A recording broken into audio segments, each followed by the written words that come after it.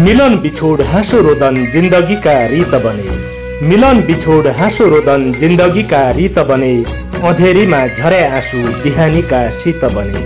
पुरानाती घाउ बल्झी ज्वार भाटा मनमा उठ्दा। पुरानाती घाउ बल्झी ज्वार भाटा मनमा उठ्दा। कैयौं पीडा गजल बने, कैयौं पीडा गीत बने। जिन्दगीको यात्रा बीच यात्री धेरै मिले पनि। जिन्दगीको यात्रा बीच यात्री धेरै मिले पनि। मझधारमा एक्लै भाछु सबै यात्री अतीत बने। मिलन बिछोड हाँसो रोदन जिन्दगीका रीत बने। मझधारमा एक्लै भाछु सबै यात्री अतीत बने।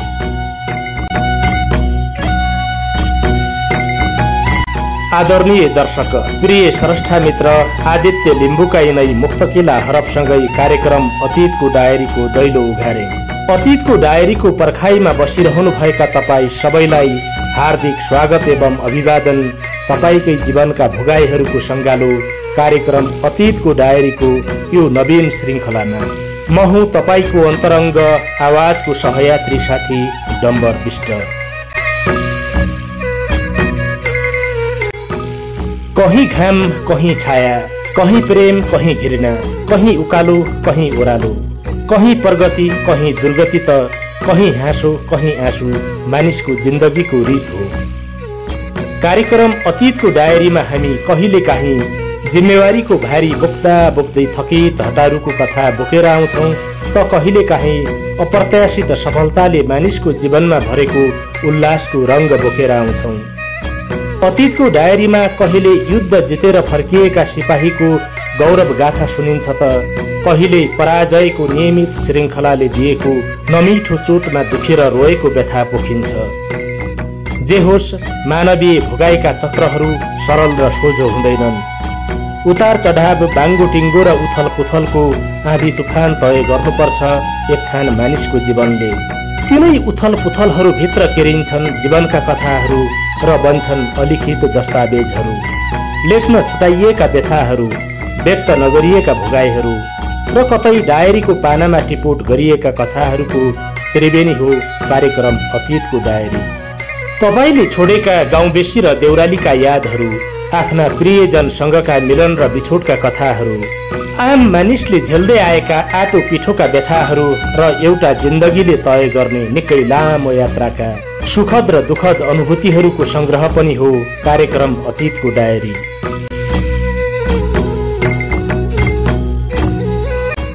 सुनसान एक्लो रातमा तपाईँको भरपर्दो साथी बनेर आउने अतीतको डायरीलाई तपाईँको मायाको खाँचो छ। अत यो च्यानलमा तपाईँ नयाँ हुनुहुन्छ भने सब्सक्राइब गरेर हामीसँग जोडिनुहोला। यदि तपाईँले हामीलाई सब्सक्राइब गरेर नियमित रूपमा पछ्याइरहनु भएको छ भने लाइक, कमेन्ट र सेयर गरेर हामीलाई साथ दिनुहोला। तपाईँको साथ र सहकार्यले हामीलाई निरन्तर ऊर्जा दिइरहनेछ। केही दिन अघिदेखि हामीले तपाईँमाझ रुकुम पश्चिमको 8 बिस्कोट नगरपालिका वडा नम्बर 10 फलाटे घर भई हाल टेक्सास अमेरिकालाई कर्मथलो बनाउनु भएका प्रिय श्रोता स्रष्टा मित्र टिकाराम पुनले पठाउनु भएको नेपालदेखि अमेरिकासम्मको यात्रा संस्मरण पस्किँदै आएका छौँ। उहाँको यात्रा पनि लामो थियो र कथा पनि लामै थियो। उहाँको पुरा कथा सुन्नको लागि हामीले अतीतको डायरीका बाँकी श्रृङ्खलाहरूको प्रतीक्षा गर्न तपाईँलाई अनुरोध गरेका थियौँ र हामीले गरेको बाचा अनुसार आज हामीले प्रिय मित्र टिकाराम पुन मगरको अमेरिकी यात्राका सबै सम्पूर्ण कथा व्यथा समेट्ने प्रयास गरेका छौँ। अतीतको डायरीको यो एपिसोडमा टिकाराम पुनले पानामाको समुद्रमा बेहोरेको डुङ्गा दुर्घटना, अफ्रिकी मूलका मानिसले प्रहार गरेको धारिलो हतियारको जिउ श्रृङ्ग पार्ने घटनादेखि बाटोमा भएको ट्रक दुर्घटनाको अत्यास लाग्दो कथा र अमेरिका प्रवेश, उहाँको जेल यात्रादेखि खुला आकाशसम्मका सबै व्यथाहरू समेटिएका छन्। कृपया यो सामग्रीलाई अन्त्यसम्म हेर्नुहोला। टिकाराम पुनको भोगाई सुन्दा यो विषयवस्तु कुनै फिल्मको कथा जस्तै लाग्छ। उहाँको जीवनका भोगाईहरूलाई कुनै साहित्यकारले भेटाउने हो भने सिङ्गै महाआख्यान तयार हुनेछ र पुरै उपन्यास बन्नेछ।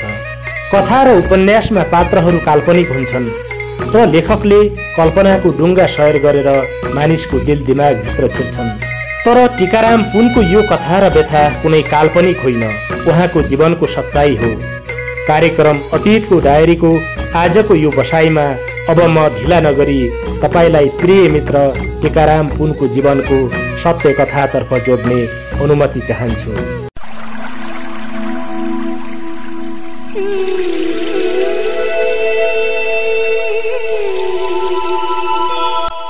मैले अहिले म बाँचिरहेको जीवन मेरो दोस्रो जुनी हो भनेर भन्दा तपाईलाई सायद पत्यार लाग्दैन होला, तर सच्चाइ यही हो।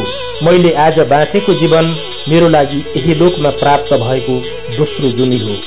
औसत मानिसहरू घाटै घाटाको जिन्दगी बिताइरहेका हुन्छन्, तर म अपवादको रूपमा एउटा त्यस्तो मानिस हुँ जसले बोनसको रूपमा, अझ भनौँ नाफाको रूपमा जिन्दगी पाएको छु र बाँचिरहेको छु। म किन यसो भनिरहेको छु भन्ने तपाईलाई लागेकै होला। म यसो किन भनिरहेको छु भने मैले पानामाको समुद्रमा त्यहाँको सेनाले चलाएको गोलीबाट आफ्नो ज्यानलाई एक निमेषको अन्तरमा मात्रै जोगाएको छु। सँगैका सहयात्री अन्जान मुलुकको समुद्रमा समुद्री जीवको आहारा बन्दै गर्दा म मुस्किलले बचेको छु। नेपाल छँदा मलाई आफ्नो आवश्यकता समेत पूरा गर्न नसक्ने यो कस्तो जिन्दगी लिएर जन्मिएछु भन्ने लागिरहन्थ्यो। तर आज मलाई यो दुनियाँका सबै आवश्यकता, धन दौलत र मूल्यवान चिजहरू मानिसको जिन्दगीको अगाडि निकै तुच्छ लागिरहेछन्। कुनै राजा महाराजा वा सम्राटले गुमेको साम्राज्य फिर्ता पाउँदा उसले कस्तो महसुस गर्छ होला, मलाई पनि आजको दिनमा त्यस्तै महसुस भइरहेको छ। किनकि मैले मेरो गुमिसकेको, समुद्रले निलिसकेको जीवन फिर्ता पाएको छु। हो, आज म अमेरिका आइपुगेको छु, तर यहाँ पुग्न सोचे झैँ सजिलो छैन रहेछ।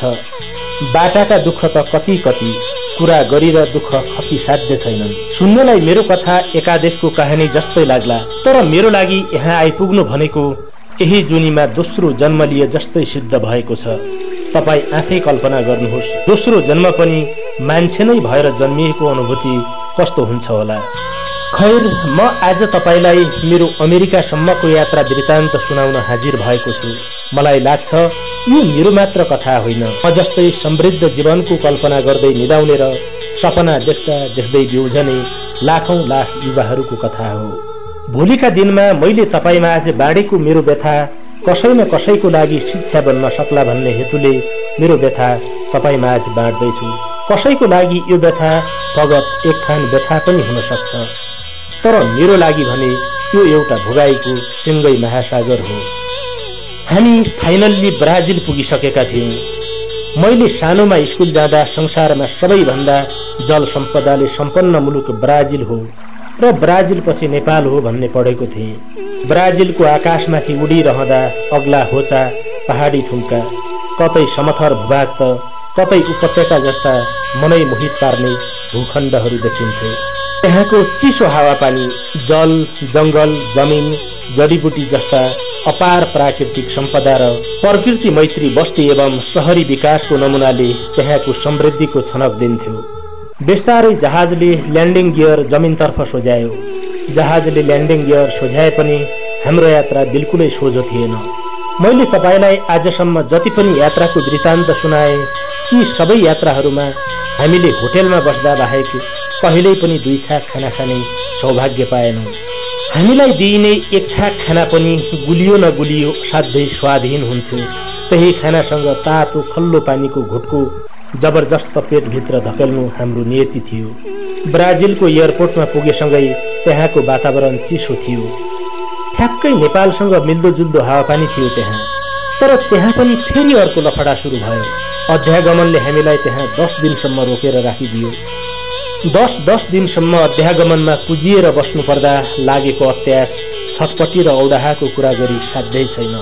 बार्सिलोनाको अध्यागमनले झैँ कतै फेरि हामीलाई उतै इन्डियातिर पो फिर्ता गरिदिन्छ कि भन्ने आशंका र डरले भित्रभित्रै गिजुलिरह्यो।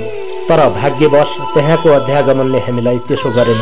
हामीले त्यहाँ सिमेन्टको चिसो भुइँमा अत्यन्तै कठिनाइका बीच 10 दिन गुजार्यौँ। हजार प्रयत्नपछि बल्ल तल्ल हामीलाई त्यहाँको अध्यागमनले छोडिदियो। दुबईबाट हिँडेको हाम्रो 10 जनाको टोली एयरपोर्टबाट निस्किएपछि नजिकैको होटेलमा गएर बस्यौँ। एक दिनको होटेल बसाएपछि हामी त्यहाँको डोमेस्टिक एयरलाइन्सको टिकट काटेर ब्राजिल र बोलिभियाको सिमाना नजिकै पुग्यौं।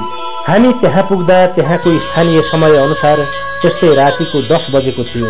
जहाजबाट ओर्लिएपछि हामीलाई त्यहाँबाट लिन एकजना रुट गाइडर आउनुभयो। हामी सबैजना उहाँसँगै गाडीमा चढेर एउटा होटेलमा पुगियो। चारैतिर रङ्गी बिरङ्गी झिलिमिली बत्ती बलिरहेको थियो। त्यहाँसम्मको सकुशल यात्राका लागि मैले मनमनै भगवानलाई धन्यवाद दिएँ। पहिलेको जस्तो हैरानी बेहोर्नु नपरेको कारण मनमा थोरै भए पनि सन्तोषको अनुभव भएको थियो। थोरै खुसी, थोरै सन्तोष, केही थकाइ र केही आशंका, भोक र प्यासले डामिनु पर्दा पनि मनमा एउटा खालको उमङ्ग छाएको थियो। होटेलमा पुगेपछि नेपालको स्वाद बिर्साउन मासु र भात अर्डर गरेर खाना खायौँ। खाना खाए लगत्तै फेरि हाम्रो अर्को यात्रा सुरु भयो। खाना खाएर हिँडेको करिब 3 घण्टापछि हामीहरू बोलिभिया र ब्राजिलको सिमानामा रहेको समुद्रको किनारमा पुग्यौँ। हाम्रो गन्तव्यमा पुग्न हामीले अब ब्राजिललाई यतै छोडेर बोलिभिया पुग्नु पर्दथ्यो। बोलिभिया पुग्न समुद्र पार गर्नु पर्दथ्यो। समुद्र पार गर्ने एउटै साधन भनेको डुङ्गा थियो। त्यस्तै बिहानको 4 बजेको समय थियो। चारैतिर चलेको चिसो सिरेटोले नाक, कान र औँला बेस्सरी ठिहिर्याएका थिए। नयाँ बेहुली रिसाए झैँ आकाशमा धुम्म बादल लागेको थियो। आकाश रोएर आकाशबाट हल्का पानीका थोपा जमिनतर्फ झर्दै थिए। त्यो बेलाको मौसम र हाम्रो नियतिले हामीलाई नितान्त अनाथ बनाए झैँ प्रतीत भइरहेको थियो। अन्य मुलुकका सहित दुबईबाट आएका हामी 10 जना नेपाली डुङ्गामा चढेर ब्राजिलबाट बोलिभिया पुग्यौँ। हामीलाई बोलिभियाको समुद्री किनारमा पुर्याएपछि बाँसले बेरेर बनाइएको एउटा सानो कटेजमा राखियो। त्यसपछि हामीलाई त्यहाँबाट 2-2 जनाको दरले बाइकमा राखेर सडक सञ्जाल जोडिएको ठाउँसम्म पुर्याइयो। अब केही दिनमै हाम्रो यात्रा सम्पन्न हुनेछ। जीवनमा आफूले देखेको सपना पूरा हुनेछ। मैले मेरो जीवनमा जुन नियति भोग्नु पर्यो, कमसे कम अब मेरा सन्तानले त्यो नियति भोग्ने छैनन् भन्ने कुराले केही सन्तोष र खुसी दिलाएको थियो। बिस्तारै रातको अँध्यारोमाथि बिहानको प्रकाश हावी हुन थाल्यो। उज्यालो हुनै आँटेको थियो। रातभरको अनिदो र दौडधुपले जिउ शिथिल र थकित थियो भने भोकले अघिदेखि नै च्याप्न थालिसकेको थियो। बोलिभियाबाट आवश्यक कागजपत्र मिलाएर हामी अब पेरुतर्फ लाग्दै थियौँ। लामो समय गाडीमा यात्रा गरेर हामी बोलिभिया र पेरुको सिमानामा पर्ने समुद्री तटमा पुग्यौँ। पेरु पुग्नलाई हामीले फेरि समुद्र पार गर्नुपर्ने भयो। समुद्र पार गर्ने एउटै साधन भनेको फेरि पनि डुङ्गा थियो। डुङ्गाबाट समुद्र तरेर हामी बोलिभिया पुग्यौँ। हामीलाई त्यहाँ लगेर फेरि एउटा सानो कटेजमा राखियो। त्यसपछि हामीलाई फेरि एउटा सानो गाडीमा राखेर होटेलमा पुर्याइयो। यात्राका क्रममा हामीले एक छाक मात्रै खाना खान थालेको महिनौँ भइसकेको थियो। हामी भोक, प्यास र निद्राले लखत्रान थियौँ। होटेलमा पुगेर 18-19 घण्टापछि बल्ल खाना खाइयो। हाम्रो लागि त्यो यात्राको क्रममा थकाइ के हो, आराम के हो, त्यस्तो कुराले कुनै सरोकार राख्दैनथ्यो। नुहाई धुवाई, सरसफाई भन्ने कुरा हाम्रो लागि कुन चराको नाम हो भने जस्तो भइसकेको थियो। खाना खाए लगत्तै पेरुबाट इक्वेटरको लागि बसको टिकट काटेर फेरि अर्को यात्रा सुरु भयो। त्यो रुटबाट यात्रा गर्ने कैयौँ मानिस बीच बाटोबाटै हराएका हुन्थे त कैयौँ मानिस बिरामी परेर बाटोमै सुतेका हुन्थे भने कैयौँ मानिसको बीच बाटोमै मृत्यु हुन्थ्यो। सम्झिँदा पनि कहाली लाग्दो त्यस्तो अवस्था कतै हाम्रो ग्रुपमाथि आइलाग्यो भने के गर्ने होला। बिरामी परेर थला परियो भने सँगै हिँडेका साथीहरूले त्यहीँ छोडेर हिँडिदिन्छन्। बाटोमै औषधि उपचारको प्रबन्ध हुने कुरा पनि भएन। एक थान सानो झोला बोकेर हिँडेको मान्छेसँग मनग्गे पुग्ने रासन पानी त झन् हुने कुरै भएन। यात्राले अलिकति लय बिगार्न साथ भोकभोकै मरिन्थ्यो। बाटोमा हराइयो भने जङ्गली जनावर र समुद्री जीवको आहारा बन्ने कुरा लगभग 100% पक्का पक्की थियो। बिरामी परेर बाटोमै सुत्नु पर्ने भयो भने त कुकुरले पनि नपाउने दुःख पाएर मरिने कुरा प्रष्ट थियो। आफूमाथि यस्तो नियति आइ नलागोस् भनेर मैले हामीभन्दा अगाडि र पछाडिको रुट गाइडरहरूसँग बीचबीचमा नियमित कुरा गरिरहेको हुन्थे। पेरुबाट हामी इक्वेटर पुगेर हामीले एउटा होटेलमा खाना खायौँ। त्यो बेला पनि करिब 15-16 घण्टापछि मात्र हामीले खाना खाने मौका पायौँ। त्यहाँ चारैतिर अग्ला अग्ला डाँडा काँडा थिए। ती डाँडामा रुख बिरुवा त परको कुरा सामान्य बुट्यान समेत थिएन। चिसो भने असाध्यै मुटुभित्रैसम्म जाडो पस्थ्यो। नाङ्गो आँखाले हेर्दा ती डाँडामा हिउँ परेर सेतै भए झैँ लाग्थ्यो। तर ती डाँडाहरू हिउँ परेको कारणले नभएर सेतो विशाल चट्टानका कारण सेता देखिन्थे। लगातार बसको यात्रा र एक छाक खानुपर्ने बाध्यताको चरम पीडाले गर्दा तन अत्यन्त थकित थियो भने मन गुड भत्किएर बिचल्लीमा परेको चरा जस्तै भएको थियो। हामी लम्बे मार्चमा निस्किएका पथिक जस्तै थियौं। तन जतिसुकै दुखेको भए पनि, मन जतिसुकै उडेको भए पनि हामी फेरि उठ्नु पर्थ्यो र त्यहाँबाट हिँड्नु पर्दथ्यो। अब हामीलाई त्यहाँबाट कोलम्बिया पुग्नु थियो। इक्वेटरबाट बसको टिकट काटेर कोलम्बियातर्फ लाग्यौं। त्यस्तै बिहानको 3 बजेको हुँदो हो। चारैतिर सुनसान र अँध्यारो थियो। निकै लामो गाडीको यात्रापछि कोलम्बिया पुगिएछ। कोलम्बियामा पनि उस्तै चिसो वातावरण रहेछ। चारैतिर चिसो चिसो हावा चल्दै थियो भने सडकमा बिरानो ठाउँका बिराना मानिसहरूको हुल थियो। लगातारको यात्रा, निन्द्रा र भोक प्यासले गर्दा हाम्रो चेहरा रुझेको बिरालो जस्तै थियो। मानौ हामीलाई कसैले त्यहाँ अर्कै ग्रहबाट ल्याएर राखिदिएको छ। त्यहाँ पुगेपछि मैले रुट गाइडरसँग सम्पर्क गरेँ। उसले हामीलाई एउटा होटेलमा लिएर गयो। त्यो होटेलमा हामी लगभग 1 दिन जति बस्यौं। त्यसपछि हामी इकोलीतर्फ हिँड्नुपर्ने थियो। साँझको 7 बजेतिर हामी 2वटा ट्याक्सी चढेर कोलम्बियाको बस पार्क पुग्यौं र बस चढ्यौं। बिस्तारै अँध्यारो बढ्दै थियो। अब कता लैजाला, कहाँ पुगिएला, अब पुग्ने ठाउँ कस्तो होला, यस्तै कुरा मनमा खेलाउँदै हामी बसभित्र बस्यौं। बसभित्र बत्ती निभाइएको थियो भने त्यहाँ सडक बत्ती पनि बालिएको थिएन। त्यो बस हामी जस्तै संसारका विभिन्न देशबाट जम्मा भएका यात्रु चढ्ने बस रहेछ। भारत, बंगलादेश, नेपाल लगायत अन्य देश र अफ्रिकी मुलुकका मानिसहरू जम्मा भएर गाडी फुल प्याक भयो। गाडीमा सबैजना चुपचाप आफ्नो ठाउँमा बसिरहेका थिए। म सुरुमै गएर सिटमा बसिसकेको थिएँ भने हाम्रो ग्रुपका केही साथीहरू आउँदै हुनुहुन्थ्यो। यस्तै माहौलमा अचानक गुण्डाहरूको एउटा समूह आएर हामी चढेको बसमाथि अन्धाधुन्दा आक्रमण गर्न थाल्यो। त्यो समूहले बसमा चढेका मानिसहरूमाथि जथाभावी कुटपिट गर्न थाल्यो। यही मेसोमा उनीहरूले बसको अघिल्लो भागमा बसेका एकजना भारतीयको खुट्टामा चक्कु प्रहार गरिदिए। बसमा चढेका अन्य यात्रुहरू सबैको टाउकोमा पिस्तोल सोझ्याउँदै गोजीमा भएको सबै पैसा र गलामा बेरिएका ससाना झोला एक गरेर लुटेर लिए। म भने बसको बायाँतर्फ रहेको झ्याल नजिकैको सिटमा लुकेर बसिरहेँ। गुण्डाहरूको समूह हामीसँग भएको सबै सम्पत्ति लुटिसकेपछि त्यहाँबाट निस्किएर गयो। केही क्षणभित्रै हामी सम्पूर्ण रूपले कंगाल भइसकेका थियौं भने दशैंमा बोकाको बलि हाने झैं गाडी रगतै रगतले भरिएको थियो। घाइतेहरू बेहोस भएर लडिरहेका थिए। घाइतेलाई तुरुन्तै अस्पतालमा लैजाने वातावरण थिएन। अनजान ठाउँ, हाम्रो नियति र त्यो परिवेशले म लगायत त्यहाँ भएका सबै यात्रुहरूमाथि अचानक बिना बादलको चट्याङ परेको थियो। डरले ओठमुख सुकेका थिए भने जिउ लगलग काँपिरहेको थियो। गुण्डाको समूहले आक्रमण गरेको करिब आधा घण्टापछि ट्याक्सी बोलाएर घाइतेलाई अस्पतालतर्फ लगियो। अहिले सम्झँदा त्यहाँ मैले भोगेर आएको, हामीले बेहोरेको त्यो तितो विगत फिल्मको कहानी जस्तै लाग्छ। घाइतेलाई अस्पतालतर्फ पठाएपछि मात्रै हामी निकोलीतर्फ हिँड्यौं। कोलम्बियाबाट गाडी चढेको 14-15 घण्टापछि मात्र हामी निकोली पुग्यौं।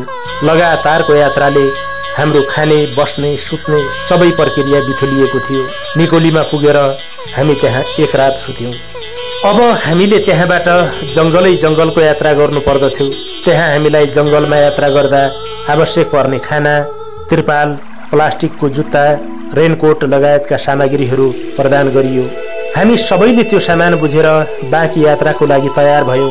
यत्रो गोलचक्कर खाइसकेपछि अझ बढी खतरनाक यात्राको तयारी गर्दै गर्दा विभिन्न आशंका, डर र तनावले मन बेसरी बेचैन हुन थालेको थियो। हाम्रो तयारी हेर्दा टाउकोमा कफन बाँधेर लडाईँमा हुमिन तयार भएको सिपाही झैं थियो।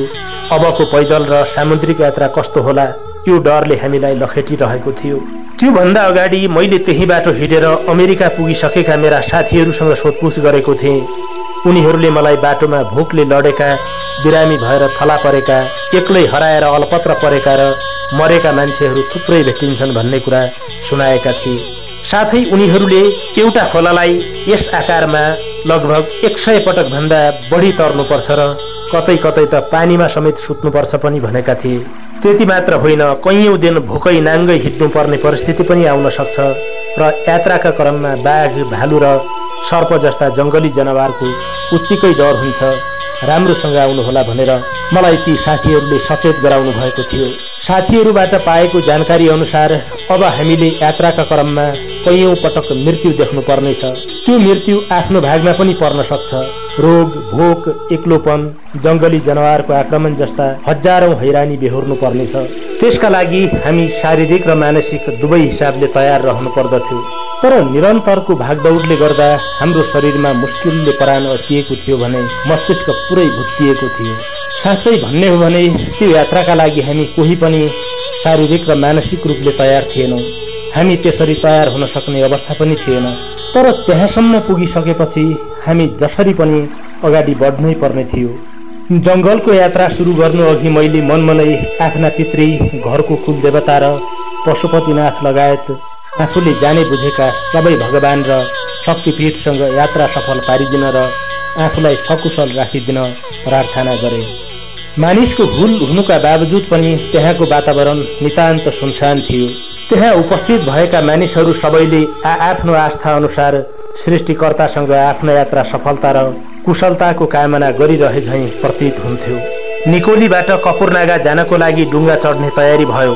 हामी सबैले हाम्रो जंगल यात्राको तयारीका लागि करिब 10-10 किलोका दरले खानेकुराको एक-एकवटा झोला बोकेका थियौं। डुङ्गामा हामी 75 जना यात्रु थियौं। रूट गाइडरले सबैलाई हात-हातमा टिकट र सेफ्टी ज्याकेट दियो। मैले सेफ्टी ज्याकेटलाई सुरक्षित तरिकाले लगाएँ। ज्याकेट लगाएको मिले नमिलेको दोहोर्याई तेहोर्याई जाँच गरेँ। त्यो बेला हामी वैधानिक रूपमा टिकट लिएरै डुङ्गाको यात्रा गर्दै थियौं। हाम्रो वरपर चारैतिर हामी जस्तै यात्रुको हुल मात्रै देखिन्थ्यो। बाटोमा ससाना त्रिपालको टेन्ट बनाएर बसेको ठूलो मानव बस्ती भेटिन्थ्यो। कसैको शरीरमा कपडा थिएन भने कसैले भुक मेटाउन हार गुहार गरेर पैसा र खानेकुरा मागिरहेका थिए। यात्रुहरूको हुलमा ससाना बालबच्चादेखि युवा र अधवैंसे मानिसको निकै लामो लाइन थियो। अनेक रंग, भाषा र भेषभूषाका मानिसहरूको त्यही हुलभित्र म पनि थिएँ।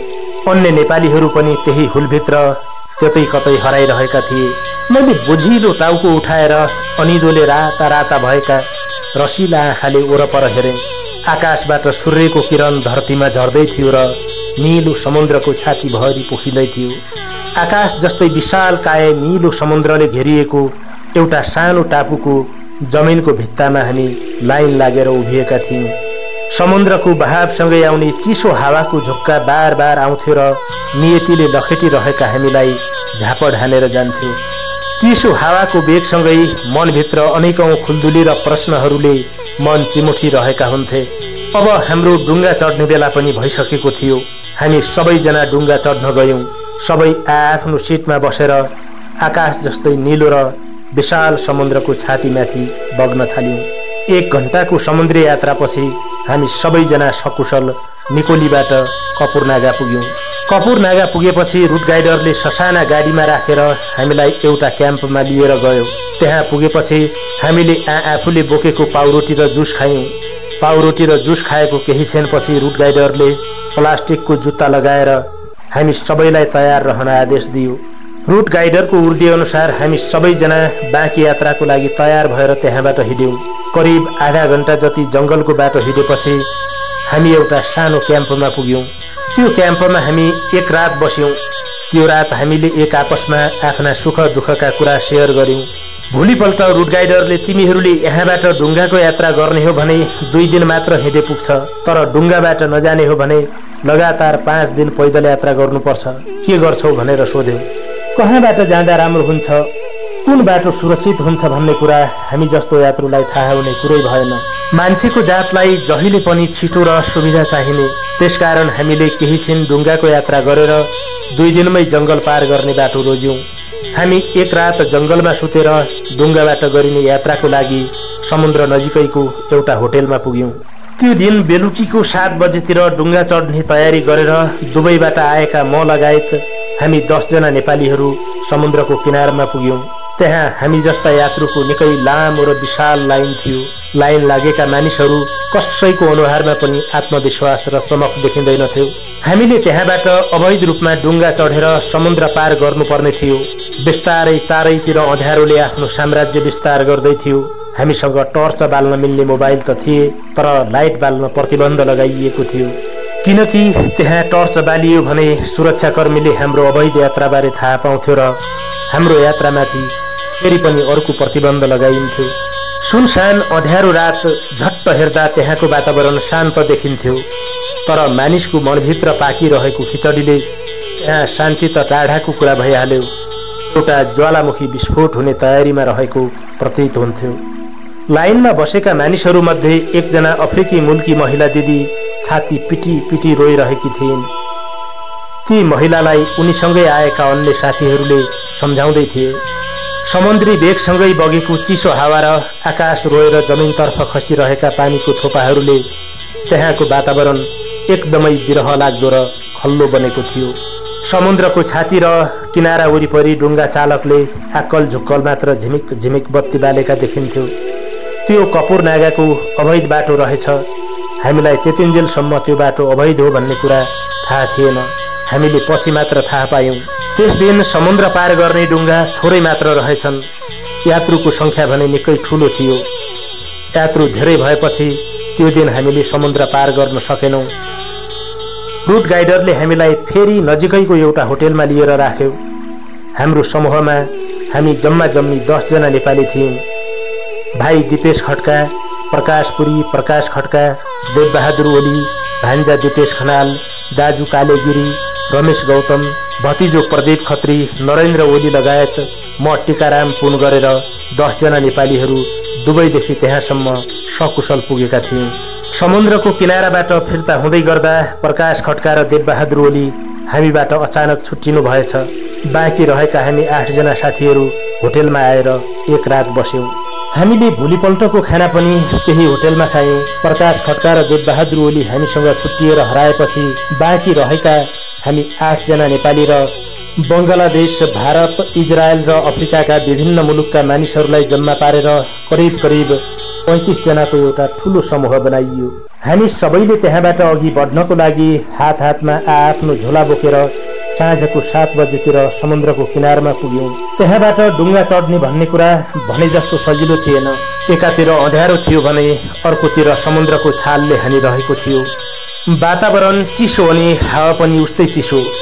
त्यहाँ डुङ्गा चढ्नको लागि मानिसहरूको तछाड नछाड हुने रहेछ।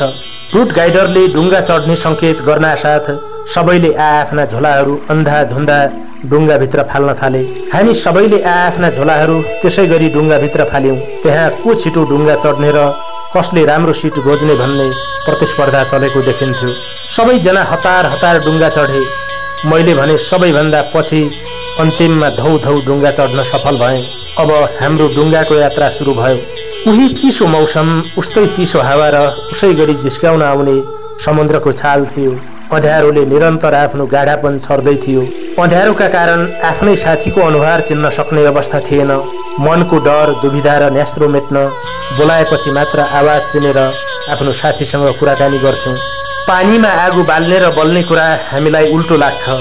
पानीमा आगो बल्छ भन्दा कसैले पनि विश्वास गर्दैन। तर त्यो दिन डुङ्गा यति वेगले कुदेको थियो कि डुङ्गाको पिँध समुद्रको छातीमा रगडिएर आगो बलेको थियो। डुङ्गा लगातार अनियन्त्रित वेगले कुदिरह्यो। समुद्रको नुनिलो पानी उछिट्टिएर आँखा मुख हुँदै सारा शरीर भिजाइरहेको थियो। चिसोले गर्दा डुगडुग जिउ काटिरहेको थियो। हामीले आफ्नो सुरक्षाका लागि चपक्क डुङ्गासँग टाँसिएर बलियोसँग समातेका थियौँ। डुङ्गा कहिले सिधा कुद्थ्यो त कहिले बाङ्गो टिङ्गो हुँदै दौडन्थ्यो। यसरी अनियन्त्रित भएर डुङ्गा कुदिरहँदा जिउ श्रिङ श्रिङ भइरहेको थियो। अनियन्त्रित जस्तै लाग्ने गतिमा पानीको बहाव जता जता बग्थ्यो। डुङ्गा उतै उतै दौडिरहेको छ। डुङ्गा जता जता दौडिन्छ उतै उतै आगो बलिरहेको छ। ओहो, त्यो क्षणमा लागेको डर, मनभित्रको अत्यास, छटपटी र बेचैनीलाई कसरी व्यक्त गर्नु, कसरी लेख्नु? मैले मनमनै घरको कुलदेवता पशुपतिनाथ र आफूले जाने बुझेका देवी देवता एवं शक्तिपीठहरूको नाम पुकारिरहेको थिएँ। हाम्रो यात्रा सफल पारिदिन र हामीलाई सकुशल राखिदिन प्रार्थना गरिरहेको थिएँ। आफ्ना पितृहरूसँग आशीर्वाद मागिरहेको थिएँ। समयका प्रत्येक पलहरूमा मेरो मुखबाट ओम नमः शिवायको आवाज निस्कन्थ्यो र त्यो सामुद्रिक आकाशमा हराएर जान्थ्यो। कतिखेर पुगिन्छ होला? अब कति दूरी पार गर्नु पर्ला? यस्तै यस्तै प्रश्नहरू लगातार मनभित्र आवत जावत गरिरहेका हुन्थे। डुङ्गा उस्तै तेज र वेग गतिमा दौडिएको त्यस्तै आधा घण्टापछि उज्यालो आकाश र जुन लागेको भाग भेटियो। आँखा खोलेर बिस्तारै बाहिरतिर हेरेँ। चारैतिर निलो समुद्र मात्र देखियो। उसै पनि समुद्रको नुनिलो पानी आँखाभित्र पसेर आँखा पोलिरहेको थियो। आफ्नो दृष्टिले भ्याएसम्म टाढा टाढा हेरे, तर जमिनको भाग कहीँ कतै पनि देखिएन। साथीहरूतर्फ नजर दौडाए। सबैजना आफ्नो ठाउँमा निन्याउरो अनुहार लगाएर झोक्राएर बसेका थिए। डुङ्गा समुद्रमाथि बेतोडसँग दौडिरह्यो। हामी चुपचाप यात्रा गरिरह्यौँ। त्यस्तै लगभग 1 घण्टा जति डुङ्गामा दौडिएका थियौँ। पुलिसले चलाएको हो, आर्मीले चलाएको हो वा गुण्डाको समूहले चलाएको हो थाहा भएन। अचानक गोलीको आवाज सुनिन थाल्यो। अघिसम्म हामीलाई मनको डरले खेदिरहेको थियो भने अब यथार्थमा हाम्रो अगाडि काल आएर उभिएको थियो। कानकै वरिपरिबाट गोली सरसराएर जान लाग्यो। हामी सबैले आफूलाई जोगाउन दुवै हातले टाउको समातेर डुङ्गाको पेटतर्फ निहुर्यायौँ। डुङ्गा लगातार कुदिरह्यो। डुङ्गा जति जति दौडिँदै जान्छ उति उति गोली चल्दै जान थाल्यो। गोली चल्न नरोकिएपछि हामी चढेको डुङ्गाको चालकले डुङ्गा रोक्यो। डुङ्गा रोकेको एक पल पनि बित्न नपाउँदै एक्कासी पुलिसको डुङ्गा आएर हामी चढेको डुङ्गालाई ठक्कर दियो। पुलिसको डुङ्गाले हाम्रो डुङ्गालाई बेसरी ठक्कर दिएपछि हामी दुर्घटनामा पर्यौँ। डुङ्गा बिस्तारै पल्टिन थाल्यो। हाम्रो शिर डुङ्गाको पिँधतिर र खुट्टा आकाशतिर फर्किएका थिए। डुङ्गाको माथिको भाग समुद्रतिर र पिँधको भाग आकाशतिर भएछ। हामी सबै यात्रुहरू समुद्रमा खसेका थियौँ भने हामीलाई माथिबाट डुङ्गाले छोपेको थियो। निकै बेर जोडबल गरेपछि म बल्ल तल्ल डुङ्गाबाट फुत्किएर बाहिर आएँ। दुर्घटनामा परे पनि मेरो होस हराएको थिएन। म होसमा नै थिएँ। मेरो अनुहार पानीभित्र डुबेको रहेछ। टाउकोलाई पानी माथि उठाउने जुक्ति मनमा आयो। हत्तपत्त समुद्रको पानीबाट टाउको माथि उठाएर चारैतिर हेरे। होसमा भएका मानिसहरू कोही गुहार माग्दै कराइरहेका थिए भने कोही रोइरहेका थिए। डुङ्गा चढ्दा मैले खुट्टामा प्लास्टिकको जुत्ता लगाएको थिएँ भने टाउकोमा उनीको टोपी लगाएको थिएँ। मैले छिटो छिटो खुट्टाको जुत्ता र टाउकाको टोपी फुकालेर समुद्रमा फालेँ। समुद्रको पानीबाट टाउको माथि उठाएर होस सम्हालेपछि मेरो मनमा थुप्रै कुराहरू खेल्न थाले। पहिलो कुरा भनेको अब अलि सजिलो गरी कसरी प्राण त्याग्न सकिएला, र दोस्रो भनेको म त मरेर जानेछु। मरिसकेपछि सांसारिक माया, मोह, ऋण, धन र सबै जिम्मेवारीबाट मुक्त हुनेछु। तर मलाई पर्खिएर बसेकी मेरी श्रीमतीले के गर्लिन्? अबोध लाला बालासँग यत्रो ऋणको भारी कसरी उठाउलिन्? बाल बच्चाले बाबा खोइ भन्दा उनले के जवाफ दिलिन्? र अर्को कुरा, डाँडा पारीको घाम जस्तै भएका मेरा वृद्ध आमा बुवाले आफ्नो छोरा समुद्रमा खसेर सधैँको लागि अस्ताएको खबर सुन्ने शक्ति कहाँबाट जुटाउलान्? यी सबै कुराहरू मेरो मस्तिष्कभित्र तीव्र गतिमा आउने जाने गरिरहे। चारैतिर मेरा साथीहरू र अन्य मानिसहरू कराइरहेका थिए।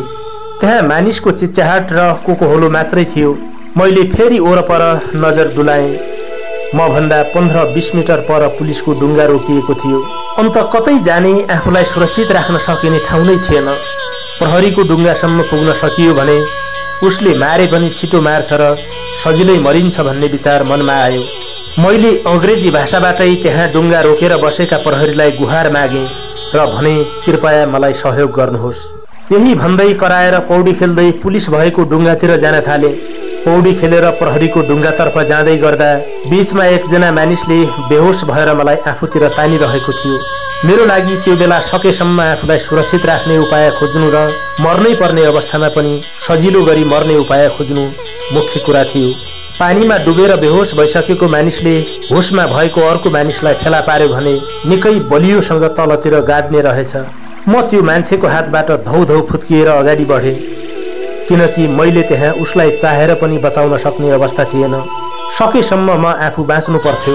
पौडी खेल्दै अलि अगाडि गएपछि एकजना भारतीय नागरिकको पुरै परिवार समुद्रमा खसेको रहेछ। आमा, छोरी र छोरा गरेर उनीहरू 3 जना थिए। उनीहरूले आफू र आफ्नो परिवारलाई बचाउन मसँग अनुनय विनय गर्न थाले। मृत्युको मुखभित्र पुगिसकेको मान्छेले आफ्नो जीवन रक्षाका लागि गर्ने अनुनय विनय वास्तवमै हृदय विदारक हुँदो रहेछ।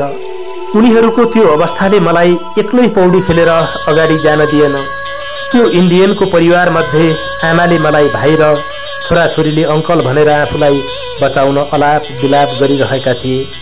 मैले उनीहरूलाई सम्झाउँदै भने, मलाई जोडबल गरेर आफूतिर तान्ने काम गर्यौ भने म तिमीहरूमाथि बल प्रयोग गरेर अघि जानुपर्ने हुन्छ। मलाई जोडले आफूतिर तान्यौ भने तिमीहरू त यतै मर्छौ नै, म पनि यतै मर्न सक्छु। तर तिमीहरूले मलाई मेरो पछाडिबाट बिस्तारै समातेर मसँग अघि जाने हो भने हामी सबैजना बाँच्न सक्छौँ। म तिमीहरूलाई बचाउन सक्छु भनेर सम्झाएपछि उनीहरू मसँग सहमत भए। त्यसपछि म बिस्तारै पौडी खेल्दै अघि लागे भने उनीहरू मेरो कपडाको फेरो समातेर मेरो पछि पछि आए। पुलिसको डुङ्गा नजिकै पुगेपछि पुलिसले हामी भएको ठाउँमा डोरी फ्याँकिदियो। त्यसपछि मैले उनीहरूलाई अब मलाई छोडिदेऊ, म माथि जान्छु र तिमीहरूलाई तान्छु भनेपछि उनीहरूले मलाई छोडिदिए। म पौडी खेल्दै डोरीको सहायताले पुलिसको डुङ्गामा चढेर त्यो इन्डियनको परिवारलाई पनि माथि ताने। मृत्युको मुखमै पुगिसकेका त्यो इन्डियनको परिवारले आफ्नो जीवन रक्षा गरिदिए बापत मलाई दिएको आशीर्वाद मेरो यो जुनीको लागि काठी छ जस्तो लाग्छ अहिले सम्झँदा। हामी डुङ्गामा चढिसकेपछि तपाईँलाई ठिक छ भनेर पुलिसले अङ्ग्रेजीमा सोध्यो। मैले उसले सोधेको कुरा बुझेको थिएँ, तैपनि म केही नबोली चुपचाप बसिरहेँ। मसँग बोल्न र भन्नको लागि केही पनि बाँकी थिएन। आँखाको दिलभरि आँसु पारेर पुलिसको अनुहारतर्फ हेर्दै आफू ठिकै रहेको सङ्केत गरेँ। म केही नबोली चुपचाप बसिरहेँ। आउन सक्ने साथीहरू प्रहरीको डुङ्गासम्म आउनुभयो, आउन नसक्ने साथीहरू उतै समुद्रमा सधैँको लागि हराउनु भयो। सबैभन्दा पहिला प्रहरीको डुङ्गामा म चढेर त्यो इन्डियनको 3 जनाको परिवारलाई तानेको थिएँ। त्यसपछि भाइ नरेन्द्र ओली पौडी खेल्दै आइपुग्नु भयो। अनि भान्जा दिनेश खनाल, प्रकाश पुरी, दिपेश खड्का र म टेकाराम पुन गरी जम्मा 5 जना नेपालीहरूले मात्र आफूलाई बचाउन सक्यौँ। दुबईबाट हामीसँगै त्यहाँसम्म पुगेका बाँकी 3 जना साथीहरू त्यतै समुद्रमा बेपत्ता हुनुभयो। सबैले आफ्नो देशबाट आएका आफ्ना साथीको खोज तलास गरे। बाँचेका जति फर्किएर आए, मरेकाहरू जति उतै समुद्रमा छुटे। हामी पनि 3 जना सँगैका सहयात्री साथीहरूलाई समुद्रमै छोडेर आउन विवश थियौँ। त्यो दुर्घटनामा ज्यान गुमाउने हाम्रा साथीहरू र अन्य मानिसको ज्यान जानुमा उनीहरूको आफ्नै लापरवाही पनि केही हदसम्म जिम्मेवार छ। डुङ्गाको यात्रा सुरु गर्नु पूर्व उनीहरूले लाइफ ज्याकेट लगाउने र आफ्नो सुरक्षाको मामलामा सचेत बन्ने काम गरेका थिएनन्। मलाई समुद्रमा पौडी खेलेर प्रहरीको डुङ्गासम्म पुग्ने काममा मैले डुङ्गा चढ्दा लगाएको लाइफ ज्याकेटले ठुलो मद्दत गरेको थियो। त्यो इन्डियनको 3 जना र अरूको ज्यान पनि लाइफ ज्याकेटकै कारण बाँचेको थियो। केही समयपछि त्यहाँको प्रहरीले आकाशतर्फ सोझ्याएर रातो गोली हान्यो। त्यसको केही छिनमै ठुलो डुङ्गा हामी भएको ठाउँमा आयो। त्यो डुङ्गामा स्वास्थ्य कर्मीसँगै आवश्यक औषधि, खाना, कफी लगायत सबै सेवा सुविधा रहेछ। त्यहाँ हामीलाई खाना र कफी दिइयो। डाक्टरहरूले डुङ्गा दुर्घटनामा परि बेहोस भएका मानिसको उपचार गरिरहेका थिए। उपचार गर्दा गर्दै 1 जना भारतीय नागरिकको डुङ्गामै मृत्यु भयो। त्यहाँको वातावरण शान्त र मौन थियो। आफ्नो ज्यान जोगाएर डुङ्गामा चढेका सबै मानिसहरू शोकाकुल थिए। हामी पनि आफ्ना सहयात्रीलाई समुद्रमै छोडेर आउनु पर्दा शोकाकुल थियौँ। विशाल समुद्र, त्यही समुद्रको बीच भागमा पल्टिरहेको डुङ्गा, सुनसान जुनेली रातको सेरोफेरोमा हाम्रा आँखाहरूले निकै बेर हाम्रा साथीहरूलाई खोजिरहे। तर समुद्रको छातीभरि जति नजर दौडाए पनि हामीले हाम्रा ती प्रिय साथीहरूलाई कतै पनि देख्न सकेनौँ। त्यो विशालकाय समुद्रले हाम्रा साथीहरूलाई कहिल्यै फिर्ता नआउने गरी निलिसकेको थियो। हाम्रा आँखाहरू सहयात्रीसँगको बिछोडको वेदनामा निथुक्क भिजेका थिए। हामीले आफूलाई बचाउन सकेको खुसी एक आपसमा साट्न सकेनौँ, किनकि हामी जस्तै समस्याले एउटा सपना देखेर भाग्दै भाग्दै त्यहाँसम्म पुगेका 3 जना साथीहरूको जीवन हाम्रो आँखै अगाडि चुडिएको थियो। 3 जना ती सहयात्रीको सहारामा आश्रित थुप्रै मानिसहरूको सहारा र भरोसाको बैशाखी भाँचिएको थियो। करिब करिब 2 घण्टा जति त्यस्तै शोकाकुल परिवेशमा हामी समुद्रमै बसिरह्यौँ। शरीरमा एउटा टी सर्ट र हाफ प्यान्ट मात्र बाँकी रहेको थियो। भएको 1 सरो लत्ता कपडा, अन्य सामान र कागजपत्र भएको झोला समुद्रमा डुबिसकेको थियो। त्यसपछि डुङ्गा दुर्घटनामा परेर बाँचेका सबैलाई एउटा सानो डुङ्गामा राखेर त्यहाँको आर्मीले पानामामा भएको आर्मी ब्यारेकमा लिएर गयो। सबैको नाम ठेगाना सोधपुछ गरेर टिपोट गरेपछि हामीलाई ब्यारेककै सिमेन्टको चिसो भुइँमा सुतायो। दुर्घटनामा परेर हताहती भएका हामीले त्यो जाडोमा पानीले भिजेको जिउलाई आराम दिने कोसिस गर्यौँ। हाम्रो त्यो रातको बसाई जति शोकाकुल थियो त्यो भन्दा बढी चिसो र कष्टकर भयो। त्यो यात्रा गर्दा 3 जना नेपाली सहित 12-15 जना मानिसले ज्यान नै गुमाएका थिए। बाँचेका हामी पनि जिउँदो लास सरह थियौं।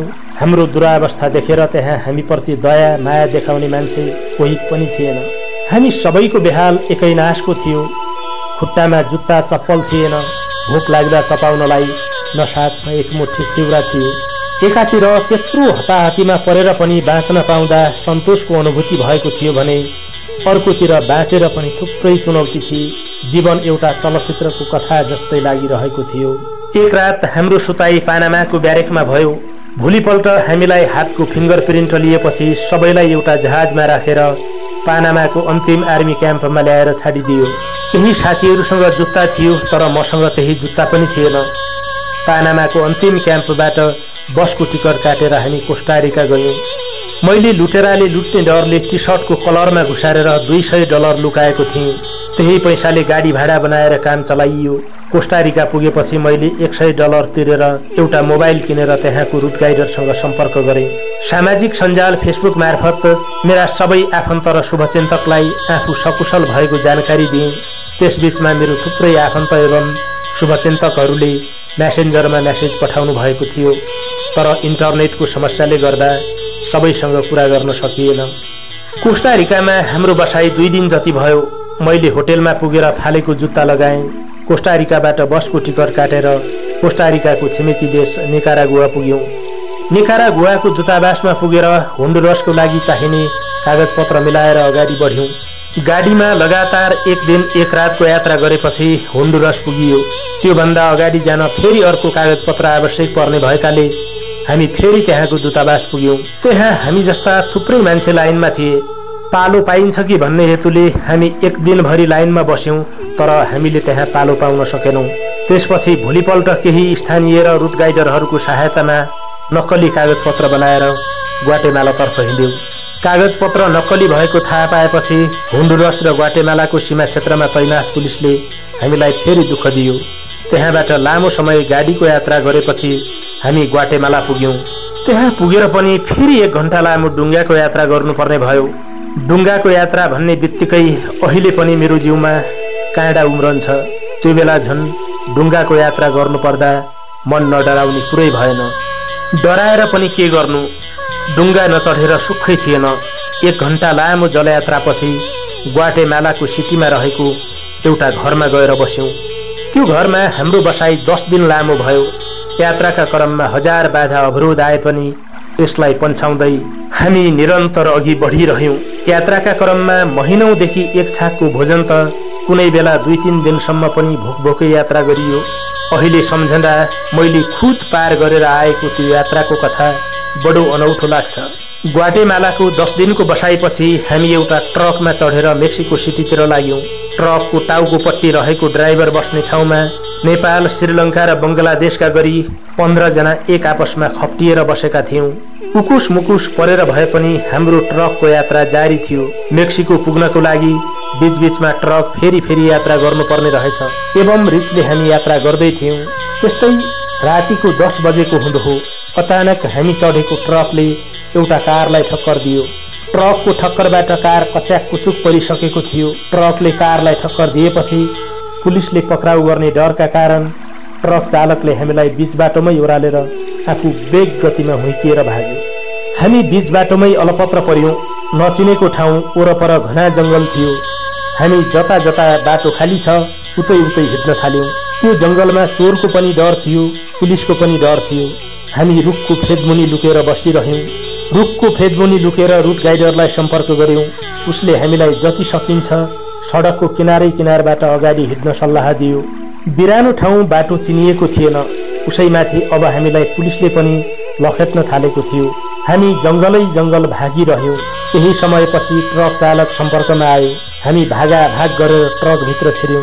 हामीसँगै दौडिरहेका श्रीलङ्काका 2 जना साथीलाई त्यहाँको पुलिसले पक्राउ गर्यो। उनीहरूलाई पुलिसले पक्राउ गरेपछि के गर्यो, कस्तो मुद्दा चलायो हामीलाई थाहा भएन। पुलिसको लखेटाई, बिरानो ठाउँ, जङ्गलको बाटो र हामी भाग्दै गरेको त्यो दृश्य सम्झिँदा अहिले पनि जिउ श्रीङ्ग हुन्छ। जेनतेन प्रहरीबाट आफूलाई जोगाएर हामी निरन्तर यात्रा गर्दै थियौँ। मेक्सिको सिटीको सिमानामा पुग्नै लागेको समयमा ट्रकको तेल सकियो र ट्रक गुड्न सकेन। ट्रक चालकले हामी सबैलाई ओह्रालेर जंगलभित्र लुकायो। जंगलभित्र केही समय लुकेपछि 15-20 वटा जति बाइक बोलाएर हामीलाई मेक्सिको पुर्याइयो। मेक्सिको पुगिसकेपछि हामीले फेरि रुट गाइडरलाई सम्पर्क गरेर उनीहरूले तयार पारेको होटेलमा गएर बस्यौँ। हाम्रो पासपोर्ट अन्य कागजपत्र पानामाको समुद्रमा डुबेको हुँदा मेक्सिको दूतावासमा गएर अन्य कागजपत्र बनाउने सम्भावना थिएन। यस्तै यस्तै अनेक बाधा अवरोध र अप्ठ्यारोका कारण हामी 1 महिना जति मेक्सिकोमा बस्यौँ। कैदीलाई अड्डासार गरे जस्तो कहिले यता कहिले उता, कतै पैदल कतै डुङ्गा, कतै गाडी त कतै ट्रक र कन्टेनरको यात्रा गरेर हामी मेक्सिकोसम्म पुगेका थियौँ। तिर्खा लाग्दा पानीसम्म खान नपाएको, महिनौसम्म एक छाक खानाको भर उस्तै परे 3-4 दिनदेखि हप्तौंसम्मको भोक पेटमा पटुकी बाँधेर बसिएको थियो। 3-4 दिनसम्म भोकै बस्ने क्रम त नेपालदेखि मेक्सिको आउँदासम्म धेरै पटक दोहोरियो। गाडी र जंगलको असुरक्षित बाटो, अझ त्यसैमाथि गुण्डाहरूले पैसा निकाल भन्दै कञ्चटमा पिस्तोल ताक्नेदेखि धारिलो हतियार प्रहार गरेर खसी बोका काटे झैं मान्छेलाई काटेको दृश्य आफ्नै आँखाले देखियो। नगदको कुरा त बेग्लै, आफूले शरीरमा लगाएका एक सरो कपडा समेत खोल्न लगाएर लगिदिन्थे। कतिपय ठाउँमा तिर्खाली काकाकुल र व्याकुल बनाउँदा पानी नपाएपछि आफ्नै पिसाब पनि पिउँ जस्तो लाग्दथ्यो। जंगलमा कति त सर्पले र बिच्छीले टोकेर मरेका, कति बिरामी भएर बाटैमा मरेका, कोही बिरामी र भोकले बेहोस भएर कहिल्यै नउठ्ने गरी ढलेका लासहरू आफ्नै आँखाले देखेर आइयो। सबैभन्दा ठुलो कुरा त हामीसँग एउटै ढुङ्गामा चढेका 3 जना नेपाली सहित झन्डै दर्जन बढी मानिसहरूलाई समुद्रमै छोडियो र मुस्किलले आफ्नो ज्यान जोगाएर मेक्सिकोसम्म पुगिएको थियो। समुद्रमा डुबेर बचाऊ बचाऊ भनेर कराउँदै गरेका सहयात्रीहरूलाई बचाउन नसकेर एक्लै फर्काउनु पर्दाको पीडा बयान गरेर साध्य छैन। म जस्तै सपना बोकेर घर छाडेका मानिसहरूको जीवन आफ्नो आँखै अगाडि अस्ताउँदा समेत राम राम भन्न बाहेक केही पनि गर्न सकिएन। मेक्सिकोको बसाई 1 महिना लम्बिएपछि अन्य साथीहरू आफ्नै तरिकाले भाग्न थाले, तर मैले त्यसो गर्न उचित ठानिन र अन्तिमसम्म पनि म जो मार्फत नेपालबाट मेक्सिकोसम्म पुगेको थिएँ उसैको सम्पर्कमा रहिरहेँ। सबै साथीहरू मलाई त्यहीँ छोडेर अगाडि गए। अन्तिममा हाम्रो ग्रुपबाट म मात्र बाँकी भएँ। जति पीडा दिनु छ दे जिन्दगी, जति एक्लो बनाउनु छ बना, आखिर आफ्नो भाग्य चिन्नु र जिन्दगी भोग्नु छ भनेर चित्त बुझाएँ। साथीहरूले छोडेर गएपछि म एक्लै त्यो होटेलमा 2 दिनसम्म बसेँ। त्यसपछि त्यहाँबाट मेरो यात्रा अघि बढाउन मद्दत गर्ने मान्छेसँग सम्पर्क गरेँ। मेक्सिकोको एक्लो बसाइका क्रममा मलाई आड भरोसा र हौसला दिने मेरो एकजना मन मिल्ने साथी थियो। कारणवश त्यो साथीको नाम खुलाउन चाहेन, तर त्यही साथीले पनि मलाई एक दिन नराम्रोसँग रुवायो। जसरी त्यो साथीले मलाई रुवाएको थियो, अन्तिममा मलाई सम्झायो र मेरो यात्रा सफलताको कामना पनि गर्यो। अब बिस्तारै मेक्सिकोबाट अमेरिकातर्फको यात्रा सुरु हुने दिन नजिकै आइसकेको थियो। मैले माथि नै भनिसकेको छु, हामीलाई सुरुबाटै कैदीलाई अड्डासार गरे झैं कहिले यता कहिले उता पारिँदै आएको थियो। मेक्सिकोबाट अमेरिकाको लागि हिँड्ने क्रममा म लगायत अन्दाजी 100 देखि 200 जति मानिसलाई कोचाकोच पारेर एउटा ट्रकभित्र खाँदियो। ट्रकभित्रको त्यो उकुस मुकुस यात्रामा म बाहेक 1 जना पनि नेपाली थिएन। त्यहाँ सबै बिरानो देशका मानिस थिए। ट्रकको त्यो कष्टकर यात्रापछि हामीलाई एउटा क्याम्पमा पुर्याइयो। बल्ल त्यो क्याम्पमा मलाई छाडेर हिँडेका नेपाली साथीहरू भेटिनु भयो। त्यो क्याम्पमा मेरा पुराना साथीहरू भेटिएपछि मन केही हल्का भयो। अब मेरो यात्रा मेरा साथीहरू सँगसँगै हुने भयो। त्यहाँ हामी जम्मा 4 जना नेपाली थियौँ। मेक्सिको र अमेरिकाको सिमाना नजिकै पुगेपछि फेरि केही नेपाली साथीहरू भेटिनु भयो र हामी 10 जना नेपाली भयौँ। मेक्सिको र अमेरिकाको सिमाना नजिकै रहेको क्याम्पमा हामी त्यहाँ 2 दिन जति बस्यौँ। 2 दिनको बसाइपछि अमेरिकाको टेक्सास राज्यको बोर्डर हुँदै अमेरिका प्रवेश गर्ने योजना बन्यो। बिहानको करिब 4 बजेतिर क्याम्पका हामी सबै उठेर आफ्नो तयारी गर्न थाल्यौँ। डुङ्गा चढेर मेक्सिको र अमेरिकाको सिमानामा रहेको नदी तर्यौँ, जुन माटोमा टेक्नको लागि मैले मेरो परिवारको भविष्य र आफ्नो सिङ्गो ज्यान दाउमा लगाएको थिएँ। अब त्यही भूमिमा मैले पाइला टेकेको थिएँ। अमेरिकाको धरतीमा पाइला टेक्न पाउँदा मेरो खुसीको कुनै सीमा थिएन। हामी सबै अत्यन्त उत्साहित र हर्षविभोर भएका थियौँ। मनमा आनन्दको उत्कर्ष थियो भने हामी अल्लाहित र प्रफुल्लित थियौँ। मृत्यु जितेर नयाँ जीवन वरदान पाएको खुसी एकातिर थियो भने अर्कोतिर बाँकी जीवन कस्तो होला, अमेरिकी सुरक्षाकर्मीको व्यवहार कस्तो होला, अमेरिकी जेल र हिरासत कस्तो होला भन्ने जस्ता प्रश्नहरू मनभित्र यथावत थिए। हामी जहाँ उभिएका थियौँ त्यहाँ हामी जस्ता थुप्रै मानिसहरू थिए। त्यतिकैमा हामी भएको ठाउँमा अमेरिकन प्रहरी आयो र हामी सबैको नाम टिपोट गर्न थाल्यो। हामीलाई पालै पालो कहाँबाट आएको हो भनेर केरकार गरेर त्यसपछि जुत्ता खोल्न लगायो भने मोबाइल लगायत अन्य सामान छुट्टै प्याक गरेपछि हामीलाई एक सरो कपडा लगाउन दिएर शरणार्थीलाई राखिने हिरासतमा लिएर गयो। हिरासतबाट एयरपोर्ट लिने बेलामा हामी सबैको हातमा हत्कडी थियो भने खुट्टा र कम्मरमा नेल लगाइएको थियो। एयरपोर्टबाट जहाजमा चढेर करिब 2 घण्टा हवाई यात्रा गरेपछि हामी शरणार्थीलाई राख्दै आएको जेलमा पुग्यौं र हामीलाई जेल चलान गराइयो। जेल चलान गर्नु पूर्व हाम्रो हातमा लगाइएको हत्कडी एवं खुट्टा र कम्मरमा बाँधेको नेल फुकालेर पालै पालो सबैको नाम दर्ता गरे। नाम दर्ता गरिसकेपछि सबै कैदीबन्दीको शारीरिक एवं मानसिक स्वास्थ्य जाँच समेत गरेको थियो। त्यो जेलमा संसारका विभिन्न देशबाट आएका हामी जस्ता थुप्रै मानिस थिए। पुरुषलाई छुट्टै र महिलालाई छुट्टै बस्ने व्यवस्था मिलाइएको थियो। हामीले लगाएको सबै कपडा खोल्न लगाएर जेलभित्र लगाउने 4 जोर कपडा, साबुन, ब्रस, मञ्जन, बेड लगायत चाहिने सबै चिज दियो। त्यहाँको प्रहरीले हामीलाई पक्राउदेखि जेल चलान गर्दासम्म कुनै पनि प्रकारको दुर्व्यवहार गरेन। यातना त झन् कल्पनाभन्दा बाहिरको कुरा थियो। पुनर्जीवन पाएर गन्तव्यसम्म पुग्न पाउँदा मन असाध्यै खुसी भएको थियो भने बयान बिग्रिएर कतै डिपोर्ट गरिदिन्छ कि भन्ने डर मनमा अझै कायम थियो। दिनेश केसी, दिपेश खड्का, प्रकाश पुरी, नमराज देवकोटा, गोपाल चन्द, नमराज कुसारी, विशाल देवकोटा र म टीकाराम पुनगरी त्यहाँ जम्मा 8 जना नेपालीहरू मात्र थियौं। बाँकी सबै स्पेनी र अफ्रिकी मूलका मानिसहरू थिए। जेलभित्रको वातावरण बुझ्दा त्यो जेलमा कोही 30 दिन बसेर बाहिर निस्कन्थे भने कोही 90 दिनसम्म पनि बसेका हुन्थे। कुन्नी किन हो कसै कसैलाई त हप्ता 2 हप्ता मात्र त्यहाँ राखेर छोडिदिँदो रहेछ। जेलभित्र मानिसलाई चाहिने सेवा सुविधाहरू सबै पर्याप्त मात्रामा उपलब्ध गराइएको थियो। बिहान 5 बजे खाजा, 11 बजे खाना र साँझ 4 बजे खाना खाने रुटिन थियो। सुरक्षाकर्मीले समय समयमा हामीलाई उठाउँथे र आफ्नो बेड नजिकै उभिन लगाएर गणना गर्ने गर्दथे। त्यहाँ पुगेको 2 हप्तापछि हाम्रो बयान लिन सुरु गरियो। मेरा अन्य साथीहरूको बयान अलि अगाडि थियो भने म अभागीको बयान सबैभन्दा पछाडि लियो। बिहान 7 बजेदेखि लिन थालेको बयान दिउँसो 1 बजेसम्म लियो।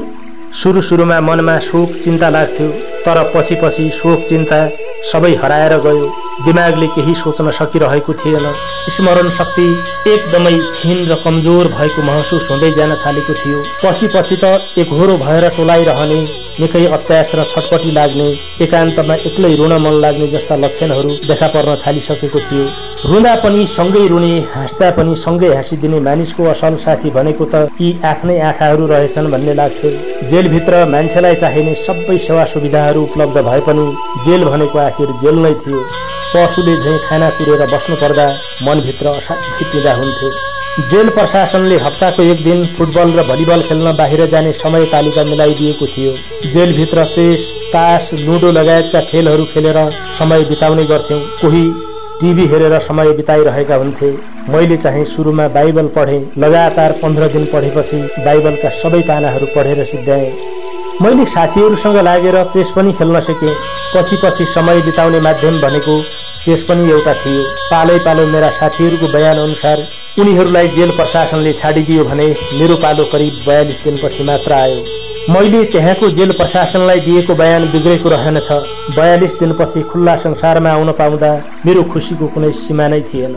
जेल मुक्त भएर खुल्ला आकाश मुनि आएपछि मैले आफ्ना सबै आफन्तहरूसँग कुराकानी गर्न पाएँ। मृत्यु जितेर पनि मेरो यात्रा सफल भएकोमा मेरा शुभचिन्तक साथीहरू सबैले सामाजिक सञ्जाल फेसबुक मार्फत बधाई दिएका थिए। जेलबाट निस्किएपछि मैले नयाँ मोबाइल किनेर नयाँ आइडी खोलेर सबैलाई एकमुष्ट सम्झनासँगै शुभचिन्तक साथीहरू, सम्पूर्ण आफन्तजन, दिदी बहिनी र इष्टमित्र सबैलाई धन्यवाद दिएँ। अमेरिकी नीति नियम, कानुन र व्यापार व्यवसाय बारे मैले अमेरिकामै रहनुहुने मेरा आफन्तहरूबाट सिक्ने मौका पाएँ। जति कुरा गरे पनि यो परदेशको ठाउँ हो। यहाँ पनि भने जस्तो सजिलो छैन। थुप्रै मानिसहरूलाई भाषाको समस्या छ।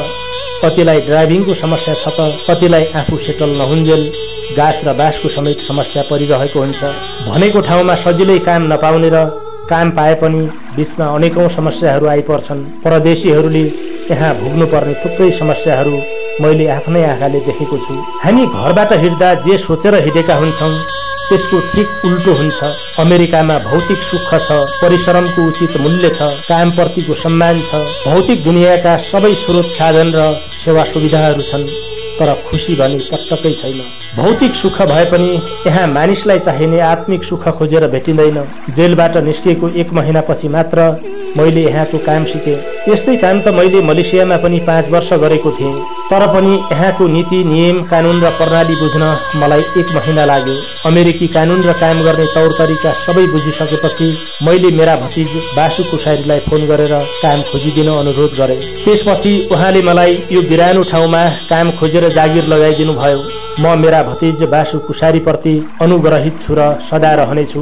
यो परदेशमा मलाई आफ्नै दाइ सरह मानेर हरेक दिन जसो सुख दुःखका कुरा गरेर हौसला दिने र आर्थिक सहयोग गर्ने मेरो आत्मीय भाइ विनोद केसी र दाजु विष्णु कुसारीलाई पनि हृदयदेखि नै धन्यवाद दिन चाहन्छु। म यहाँसम्म सजिलै आइपुगेको होइन। मलाई पूर्व मेचीदेखि पश्चिम महाकालीसम्मका मेरा चिन्जानका सबै साथीहरूले कसैले आर्थिक, कसैले भौतिक त कसैले आत्मिक बल प्रदान गर्नुभएको छ। म मेरा शुभचिन्तक साथीहरूकै सहयोगको बैशाखी टेकेर यहाँसम्म आइपुगेको हुँ। आफ्नो छाती फराकिलो बनाएर मलाई यहाँसम्म आउन सहयोग गर्नुहुने मेरा सम्पूर्ण शुभेच्छुक शुभचिन्तक साथीहरू, इष्टमित्र, आफन्त सबैलाई एकमुष्ट धन्यवाद भन्न चाहन्छु। म सहयोगी सबैप्रति ऋणी छु र रहनेछु। जसरी मलाई समस्या पर्दा तपाईहरूले सहयोग गर्नुभयो, उसै गरी तपाईलाई समस्या पर्दा म पनि आफ्नो ठाउँबाट सहयोग गर्नेछु। मानिसलाई जहाँ पुगे पनि, संसारको जुनसुकै कुनामा बसे पनि चिन्ताले लखेट्न नछाड्ने रहेछ। म आजभोलि चलचित्र नाइ नभन्नु लको गीत खुब सम्झन्छु र गुनगुनाउने प्रयास गर्छु। गीतमा भनिएको छ, मर्ने कसैलाई रहर हुँदैन, भागेर जाउँ कुन ठाउँ जाउँ, मान्छे नमर्ने सहर हुँदैन। साँच्चै यो गीतले भने झैं चिन्ता नहुने मानिस हुँदैन रहेछ। भागेर विश्वको जुन कुनामा पुगे पनि चिन्ताले लखेट्न नछाड्ने रहेछ।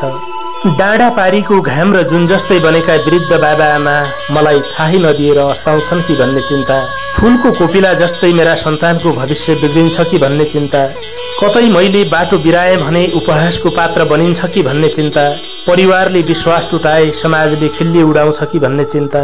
यिनै चिन्ताहरूले मलाई आज पनि लखेटिरहन्छ। जे होस्, म जीवनको अँध्यारो कालरात्रिका विरुद्ध चिराग बालेर निराशाका विरुद्ध साहस र संकल्पको मसाल उठाएर र मृत्युलाई जितेर आएको मानिस हुँ। यो यात्राका क्रममा मैले वेदनाका थुप्रै अत्यास लाग्दा पर्खालहरू छिचोलेको छु। पीडाको छाल उठेर सगरमाथा बनेको बेला आफ्नै भ्याकुलाले त्यो छालहरूलाई मिचेको छु। नढाँटी भन्ने हो भने आज म नाफाको जिन्दगी बाँचिरहेको छु। यो नाफाको जिन्दगीको लागि र आज यो कथा सुनाउने मौकाको लागि मेरो कुलका सम्पूर्ण कुल देवता, इष्ट देवता भगवान पशुपतिनाथ र मैले यात्राका क्रममा पुकारेका सबै देवी देवता, भगवान एवं शक्तिपीठहरूप्रति नतमस्तक छु। पितृको आशीर्वाद र भगवानको यो असीमित अनुकम्पाप्रति कृतज्ञता प्रकट गर्ने कुनै शब्द भेटेको छैन। फेरि पनि मेरो जीवन रक्षाको लागि भगवानलाई धेरै धेरै धन्यवाद।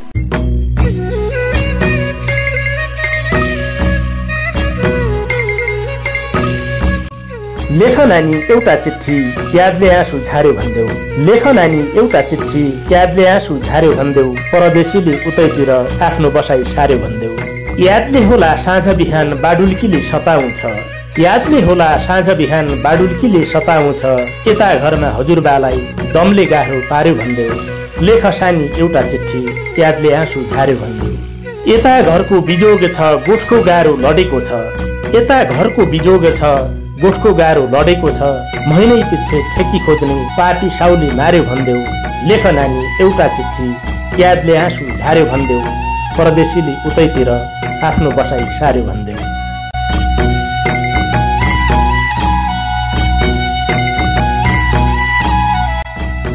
अवसरको खोजीमा निकै ठूलो जोखिम मोलेर नेपालदेखि अमेरिकासम्मको दूरी पार गर्नुभएका र हाल अमेरिकाको टेक्सास स्थित होस्टिन सिटीलाई कर्मथलो बनाउँदै आउनुभएका रुकुम पश्चिमको 8 बिस्कोट नगरपालिका वडा नम्बर 10 फलाटेका हाम्रा श्रोता स्रष्टा मित्र टेकाराम पुनको जीवनको यो सत्य कथा साँच्चीकै हामीले सानोमा सुन्दै आएको एकादेशको कथा जस्तै छ।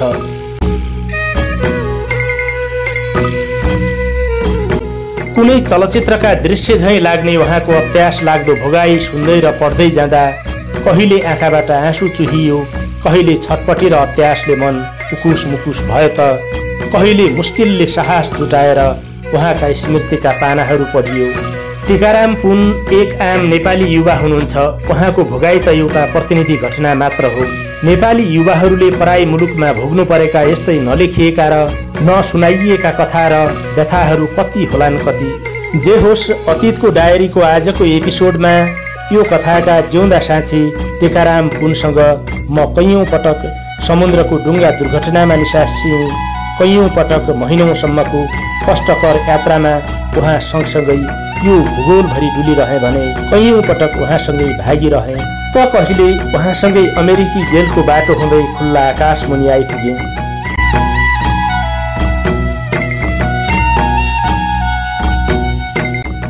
मानिसको भोगाई जति अकल्पनीय र रोचक हुन्छ, एउटा असल पाठक वा श्रोता पनि त्यो भोगाईको डुङ्गा चढेर उत्तिकै रोमाञ्चित बन्न पुग्छ। कार्यक्रम अतीतको डायरीको आजको श्रृङ्खला तपाईलाई कस्तो लाग्यो? कृपया आफ्नो प्रतिक्रिया कमेन्ट बक्समा लेख्न नबिर्सनुहोला। तपाईको जीवनका भोगाईहरू, सम्झना र यादहरूलाई तपाई पनि कार्यक्रम अतीतको डायरी मार्फत सार्वजनिक गर्न चाहनुहुन्छ भने आफ्नो संस्मरण वा कथा लेखेर हामीलाई bistandar076@gmail.com मा इमेल गर्नुहोला। तपाईले अतीतको डायरी मार्फत सुनाएका तपाईका कथा र व्यथाहरू तपाईकै जीवनको पुँजी बनेर चिरकालसम्म सुरक्षित रहनेछन्।